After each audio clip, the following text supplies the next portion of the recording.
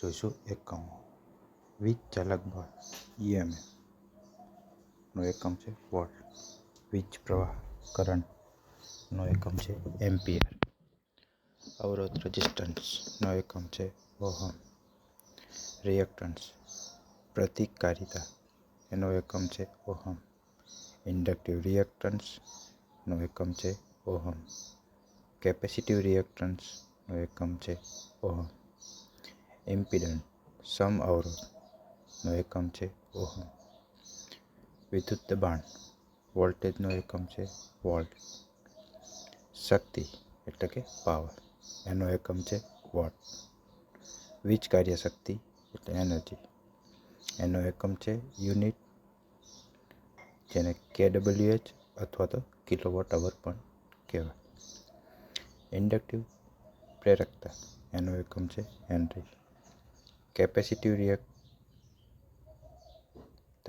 એકમ છે ફેરાડે અથવા તો માઇક્રોફેરાડે. આવૃત્તિ એટલે કે ફ્રીક્વન્સી એનો એકમ છે સાયકલ પ્રતિ સેકન્ડ. શક્તિ ગુણાંક એટલે કે પાવર ફેક્ટર, જેનો એકમ છે લેગ અથવા તો લીડ. કન્ડક્ટન્સ નો એકમ છે મો. સ્ટ્રેસ નો એકમ છે કિલોગ્રામ પ્રતિ ચોરસ સેમી. પ્રેશર દબાણ, જેનો એકમ છે કિલોગ્રામ પ્રતિ ચોરસ સેમી અથવા તો પાઉન્ડ પ્રતિ ચોરસ સેમી. બળ એટલે કે ફોર્સ, તેનો એકમ છે ડાયન અથવા તો ન્યૂટન. ઝડપ એટલે કે ઇંગ્લિશમાં તેને સ્પીડ પણ કહેવાય, તેનો એકમ છે મીટર પ્રતિ સેકન્ડ અથવા તો ફૂટ પ્રતિ સેકન્ડ પણ કહેવાય. વેગ વેલોસિટી, તેનો એકમ છે મીટર પ્રતિ સેકન્ડ અથવા તો તેને ફૂટ પ્રતિ સેકન્ડ પણ કહેવાય. કાર્ય એટલે કે વર્ક, એનો એકમ છે અર્ગ અથવા જૂલ.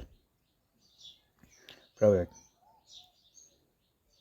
જેનો એકમ છે ફૂટ પ્રતિ સેકન્ડ સ્ક્વેર અથવા તો મીટર પ્રતિ સેકન્ડ સ્ક્વેર. કાર્યત્વરા, જેનો એકમ છે વોટ અથવા કિલોવોટ અથવા HP પ્રતિ જૂલ પ્રતિ સેકન્ડ. હીટ એટલે કે કેલરી, કિલો કેલરી.